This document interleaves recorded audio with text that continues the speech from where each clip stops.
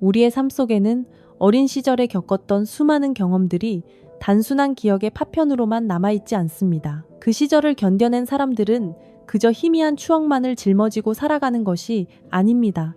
그들은 그 시절에 형성된, 그리고 성인이 된 후에도 결코 완전히 꺼지지 않는 온전한 하나의 반사, 신경체계와 세상을 바라보는 특정한 가정들을 함께 지니고 살아갑니다. 대부분의 성인들이 깨닫지 못하는 사실은 바로 그 어린 시절에 뿌리내린 심리적 패턴들이 어느 날 갑자기 내가 바로 과거로부터 온 패턴이야 라고 자기소개를 하며 나타나지 않는다는 것입니다. 이러한 패턴들은 아주 사소하고 일상적인 순간에 우리의 반응 방식을 통해 그 모습을 드러냅니다. 예를 들어 갑자기 취소된 약속에 유독 크게 실망하고 분노하는 모습으로 말입니다. 편안하게 휴식을 취하려 할 때조차 마음 한구석이 계속 불안하고 초조한 느낌으로, 또는 다른 사람의 진심 어린 칭찬을 있는 그대로 받아들이지 못하고 그 이면에 숨겨진 의도가 있을 것이라 의심하는 마음으로 나타나기도 합니다. 한 아이가 지속적으로 나쁜 경험에 노출될 때 그것이 정서적 방임이든 신체적 학대든 혼란스럽고 예측 불가능한 가정 환경에서 사는 것이든 그 아이의 뇌 속에서는 중대한 변화가 일어납니다. 혹은 기댈 수 있는 안전한 어른이 단 한 명도 없었던 경험이든 뇌 속 변화는 필연적입니다. 과학자들은 이를 독성 스트레스라고 부릅니다. 우리가 일상에서 겪는 일반적인 스트레스는 사실 적절한 수준일 때 우리를 더 강하게 성장시키는 긍정적인 역할을 하기도 합니다. 하지만 독성 스트레스는 그 차원이 다릅니다. 그것은 마치 한번 울리기 시작하면 결코 꺼지지 않는 비상경보 시스템과도 같습니다. 이 경보 시스템은 아이의 몸에 스트레스 화학 물질을 너무나 오랫동안 그리고 과도하게 분비시킵니다. 가장 큰 문제는 아이가 이 압도적인 감정의 홍수 속에서 허우적거릴 때 곁에서 아이를 진정시키고 안정감을 되찾도록 도와줄 어른이 부재한다는 점입니다. 하버드 대학교의 연구원들은 이러한 독성 스트레스가 인간의 두뇌 발달에 있어 가장 결정적인 시기인 유년기에 뇌의 구조 자체를 물리적으로 변화시킨다는 사실을 명확히 보여주었습니다. 이것은 단순히 기분이나 감정의 문제가 아닙니다. 뇌의 실제적인 부분들, 특히 감정을 조절하고 합리적인 의사결정을 내리는 데 관여하는 영역들이 비정상적으로 발달하게 되는 것입니다. 하지만 이 모든 과정을 더욱 슬프고 오해받기 쉽게 만드는 지점은 바로 여기에 있습니다. 이 모든 일이 자신의 내부에서 일어나고 있다는 사실을 아이는 전혀 인지하지 못한다는 것입니다. 아이가 아는 것이라고는 그저 이 세상이 너무나 무섭고 한치 앞을 내다볼 수 없는 예측, 불가능한 곳이라는 느낌뿐입니다. 그래서 아이는 스스로를 지키기 위해 이 험난한 세상에서 어떻게든 살아남기 위해 자신만의 대처 방식을 필사적으로 고안해냅니다. 그리고 솔직히 말해 아무런 힘도 없고 선택권도 없는 한 어린아이가 생각해낸 이 생존 전략들은 그 상황에서는 굉장히 영리하고 탁월한 방법들입니다. 어떤 아이는 항상 잠재적인 위험을 경계하는 법을 배웁니다. 마치 최전방의 보초병처럼 자신이 들어서는 모든 공간의 분위기를 살피고 마주치는 모든 사람의 얼굴 표정에서 혹시나 자신에게 닥쳐올 나쁜 일의 징후는 없는지 끊임없이 탐색합니다. 눈빛의 미세한 흔들림, 목소리의 작은 떨림, 갑작스러운 침묵, 이 모든 것이 아이에게는 거대한 위협의 신호로 해석될 수 있습니다. 또 어떤 아이는 가정의 평화 유지군이 되는 길을 선택합니다. 어른들 사이의 감정적 기류가 험악해지는 것을 누구보다 먼저 감지하고 그들의 기분을 풀어주기 위해 어떻게든 상황을 무마시키기 위해 애쓰는 아이가 되는 것입니다. 부모님의 기분을 살피며 농담을 던지거나 일부러 더 밝고 긍정적인 모습을 보여주거나 혹은 갈등의 원인이 될 만한 것들을 미리 치워버리는 등 아이는 자신의 감정은 뒤로 한 채 오로지 어른들의 감정을 관리하는데 모든 에너지를 쏟습니다. 혹은 어떤 아이는 그저 사라지는 법을 배웁니다. 자신의 존재감을 완벽하게 지우고 너무나 조용하고 눈에 띄지 않게 행동하여 아무도 자신을 신경 쓰지 않게 만드는 것입니다. 소리를 내지 않고 걷고 질문에만 짧게 대답하며 방 안에서 몇 시간이고 죽은 듯이 지내는 이 아이는 눈에 띄는 것이 곧 위험을 초래한다는 사실을 본능적으로 깨달은 것입니다. 일부 아이들은 다른 사람들을 행복하게 해주는 것이 자신을 더 안전하게 지키는 길이라는 사실을 깨닫습니다. 그래서 그들은 주변 사람들의 필요와 욕구를 파악하는데 매우 능숙해집니다.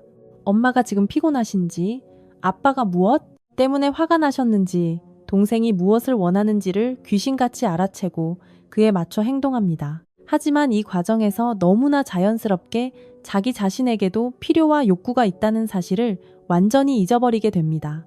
자신을 돌보는 법을 배우지 못하고 오직 타인의 인정과 만족을 통해서만 자신의 가치를 확인하게 되는, 떠날 수도 없고 맞서 싸울 수도 없으며 그 어떤 것도 바꿀 수 없는 무력한 상황에 놓인 아이에게 이러한 생존 기술들은 분명 효과가 있습니다. 최악의 상황을 조금이나마 덜 나쁘게 만들어주고 끔찍한 현실 속에서 하루하루를 버텨낼 수 있게 도와줍니다. 말 그대로 아이의 생존을 가능하게 하는 유일한 도구였던 셈입니다. 문제는 어린 시절에 당신의 목숨을 구했던 바로 그 생존 전략이 성인이 된 후에는 당신의 삶에 심각한 문제를 일으키는 원인이 될 수 있다는 점입니다. 끊임없이 위험을 감시하던 습관은 성인이 되어 결코 멈추지 않는 불안장애로 변모합니다.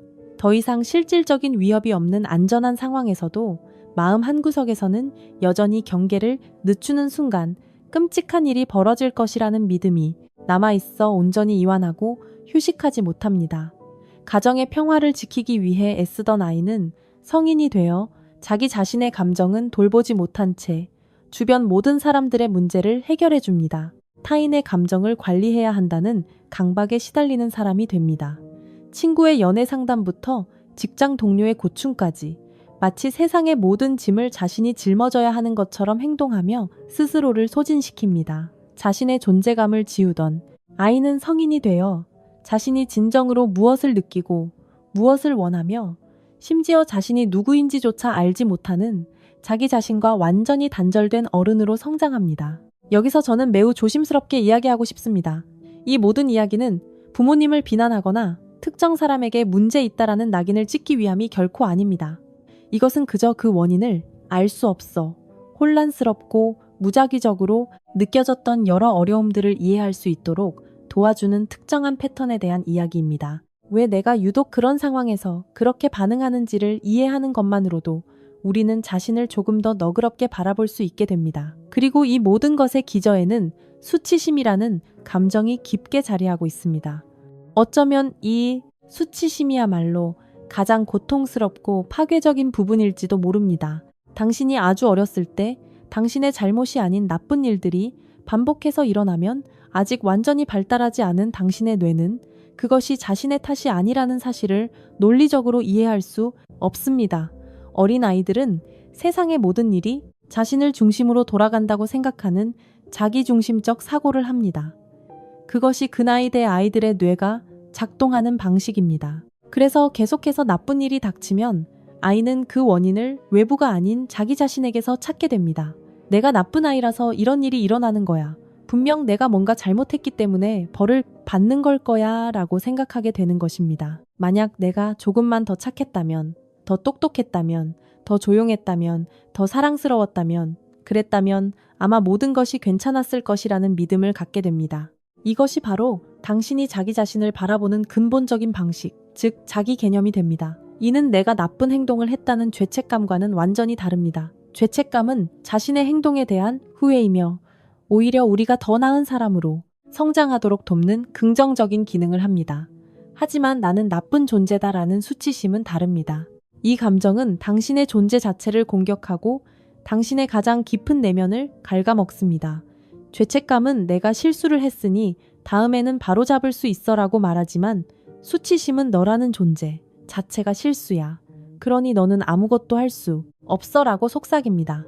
이 깊은 수치심은 성인이 된 후에도 삶의 모든 영역에 어두운 그림자를 들이웁니다. 아동기 부정적 경험에 대한 수많은 연구가 진행되어 왔습니다. 그중 가장 규모가 컸던 연구는 17,000명 이상의 성인을 대상으로 이루어졌는데 그 결과는 매우 명확한 패턴을 보여주었습니다. 어린 시절에 더 많은 어려운 일을 겪은 사람일수록 성인이 되어 다양한 문제로 고통받을 확률이 훨씬 더 높다는 것이었습니다. 이것은 단순히 정신 건강 문제에만 국한되지 않았습니다. 신체 건강, 대인관계, 경제적 문제 등 삶의 거의 모든 영역에 걸쳐 어려움을 겪을 가능성이 높았습니다. 우울증, 불안장애, 중독 원인을 알 수 없는 만성 통증 등은 물론 심지어 30년 또는 40년이라는 긴 세월이 흐른 뒤에도 힘든 어린 시절을 보낸 사람들에게서 훨씬 더 흔하게 나타났습니다. 하지만 이 연구 결과가 당신의 운명이 이미 결정되었음을 의미하는 것은 절대 아닙니다. 때때로 사람들은 이러한 연구에 대해 듣고 결국 내 어린 시절이 내 인생 전체를 망쳐놓았구나 라고 생각하며 절망에 빠지기도 합니다. 하지만 그것은 사실이 아닙니다. 이 연구가 우리에게 알려주는 것은 많은 것을 겪은 사람이 왜 특정한 방식으로 어려움을 겪을 수 있는지에 대한 설명을 제공하는 것뿐입니다. 우리의 뇌는 평생에 걸쳐 새로운 신경 경로를 만들어낼 수 있는 놀라운 능력을 가지고 있습니다. 이를 신경 가소성이라고 부르는데 이것은 곧 당신이 변할 수 있다는 과학적 증거입니다. 다만 그 과정이 매우 어렵고 혼란스러우며 대개는 전문적인 도움이 필요할 뿐입니다. 정작 까다로운 부분은 이 모든 과거의 상처들이 대부분의 경우 아주 극적인 방식으로 나타나지 않는다는 점입니다. 그것은 당신의 삶에 거대한 사건처럼 등장하는 것이 아니라 지극히 평범한 어느 화요일의 오후에 아주 사소한 모습으로 스며들어 있습니다. 예를 들어 연인에게서 우리 얘기 좀 해라는 짧은 문자 메시지를 받았을 때 별일 아닐 확률이 높다는 것을 머리로는 알면서도 심장이 철렁 내려앉고 온몸이 긴장하는 방식으로 나타납니다. 직장에서 저지른 아주 작은 실수가 마치 당신의 경력 전체를 끝장낼 재앙의 증거처럼 느껴지는 마음으로 나타납니다. 모처럼 모든 것이 평온하고 안정적일 때조차 이상하게 불안감을 느끼며 마치 폭풍 전야처럼 곧 나쁜 일이 닥칠 것만 같아 안절부절 못하는 모습으로 나타납니다. 또한 휴식을 취하는 것이 재충전이 아니라 불편하고 어색한 일처럼 느껴지는 것으로 나타나기도 합니다. 칭찬의 말은 스펀지에 물이 스며들지 못하고 튕겨나가듯 마음에 와닿지 않지만 아주 사소한 비판의 말 한마디는 며칠 밤낮으로 머릿속을 떠나지 않고 당신을 괴롭힙니다. 다른 사람들은 전혀 신경 쓰지도 않는 평범한 대화를 밤새도록 머릿속으로 되감기하며 혹시 내가 무슨 실수를 하지는 않았는지, 내 어떤 말 때문에 상대방의 기분이 상하지는 않았는지 끊임없이 분석하고 자책합니다. 이러한 반응들은 외부에서 보기에는 심지어 당신 스스로에게조차 매우 혼란스럽고 과민하게 보일 수 있습니다. 하지만 당신의 신경계가 아주 어린 시절에 사소한 신호가 곧 중대한 결과를 의미할 수 있다라는 생존 규칙을 학습했다는 사실을 기억한다면 이 모든 반응이 사실은 지극히 논리적인 것임을 이해할 수 있습니다. 문제는 성인의 삶에서는 어린 시절처럼 명확한 위험 신호가 거의 주어지지 않는다는 점입니다. 그래서 과거의 경험으로 훈련된 당신의 몸은 그 불확실한 공백을 스스로 채워나갑니다. 상대방의 미묘한 말투, 변화, 갑작스러운 침묵, 예측 불가능한 상황, 혹은 가벼운 의견, 충돌과 같은 자극들을 마치 과거에 겪었던 생존의 위협과 동일한 것으로 인식하고 과도하게 반응하는 것입니다. 그리고 이 사실을 깨닫는 것은 때로는 이상하면서도 한편으로는 큰 안도감을 줍니다. 왜냐하면 그것은 당신이 어딘가 고장났거나 잘못되었다는 의미가 아니라 당신의 시스템이 과거의 특정 환경에서 생존하기 위해 최적의 학습을 했고 단지 아직 그 운영체제를 업데이트하지 못했을 뿐이라는 의미이기 때문입니다. 어려운 어린 시절을 보낸 많은 사람들은 성인이 되어 자신에게 정상적이라고 느껴지는 환경을 무의식적으로 재현하며 살아갑니다. 설령 그것이 고통스러울지라도 말입니다. 그들은 예측 불가능하고 혼란스러운 연애 관계에 반복적으로 끌릴 수 있습니다. 혼돈은 분명 상처를 주지만 동시에 그것은 너무나 익숙한 느낌이기 때문입니다. 우리의 몸은 나쁜 패턴이라는 것을 알면서도 적어도 다음에 무슨 일이 일어날지 예측 가능하다는 점에서 그 익숙함에 기이한 안정감을 느낍니다. 혹은 정반대의 길을 가기도 합니다. 그들은 극도로 통제적인 사람이 되어 즉흥적이거나 계획에 없는 일은 무엇 하나 견디지 못합니다. 왜냐하면 그들에게 예측 불가능성은 여전히 곧 위험과 동일한 의미로 느껴지기 때문입니다. 식단부터 시작해서 주말 계획, 심지어 다른 사람의 감정까지 모든 것을 자신의 통제하에 두려고 애쓰며 그렇지 못할 때 극심한 불안을 느낍니다. 그리고 감정적 플래시백이라는 현상이 있습니다. 이것은 일반적인 기억과는 다르기 때문에 매우 혼란스러울 수 있습니다. 일반적인 기억을 떠올릴 때 우리는 그것이 과거의 일이라는 것을 명확하게 인지합니다. 하지만 감정적 플래시백은 과거 트라우마의 기억은 배제된 채 그때 느꼈던 압도적인 감정만이 현재로 불쑥 솟아오르는 현상입니다. 당신은 현재 아무런 이유를 찾을 수 없음에도 불구하고 갑자기 자신이 아주 작고 무력하며 끔찍한 공포에 질려 있거나 극심한 수치심에 휩싸이는 것을 경험합니다. 명확한 계기도 없이 그저 무언가 아주 크게 잘못되었다는 압도적인 느낌만이 당신을 덮칩니다. 그리고 당신은 그것이 과거로부터 온 감정의 재현이라는 사실을 모르기 때문에 그 거대한 감정에 대한 설명을 현재의 삶 속에서 필사적으로 찾기 시작합니다. 때로는 있지도 않은 문제를 억지로 만들어내거나 사소한 일을 크게 부풀려서라도 이 설명 불가능한 감정을 이해하려고 애씁니다. 이러한 상황에서 더 나아지는 과정은 결코 직선으로 뻗은 평탄한 길이 아니며 쉽지도 않습니다. 자신의 내면에 깊이 각인된 이 오래된 생존 습관들을 알아차리는 데는 많은 노력이 필요합니다. 그리고 그 습관들이 어디에서 비롯되었는지, 한때는 그것이 나를 어떻게 도왔는지를 이해하는 과정이 뒤따라야 합니다. 그 후에는 내 안의 모든 세포가 익숙한 방식으로 반응하라고 비명을 지를 때조차 의식적으로 다르게 반응하는 것을 선택하고 또 선택하는 고통스러운 연습을 반복해야 합니다. 이것은 안전함이라는 것이 실제로 존재할 수 있다는 믿음을 배우는 과정입니다.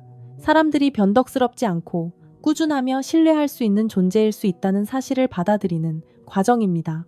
나의 필요와 욕구가 다른 사람의 것만큼이나 중요하며 나 역시 보살핌 받을 자격이 있다는 것을 배우는 과정입니다. 내가 무언가를 성취했거나 누군가에게 유용한 존재이기 때문이 아니라 그저 내가 이 세상에 존재한다는 이유만으로 사랑받고 존중받을 가치가 있다는 것을 온몸으로 깨닫는 과정입니다.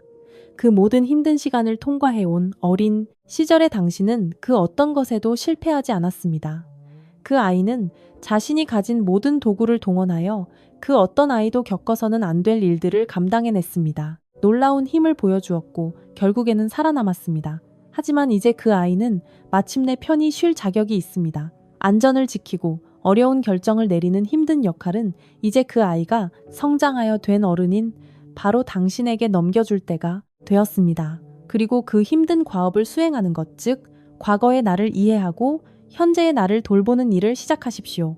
비록 어렵고 고통스럽지만 당신이 평생에 걸쳐 할 수 있는 가장 어렵고도 가장 가치 있는 일이 될 것입니다.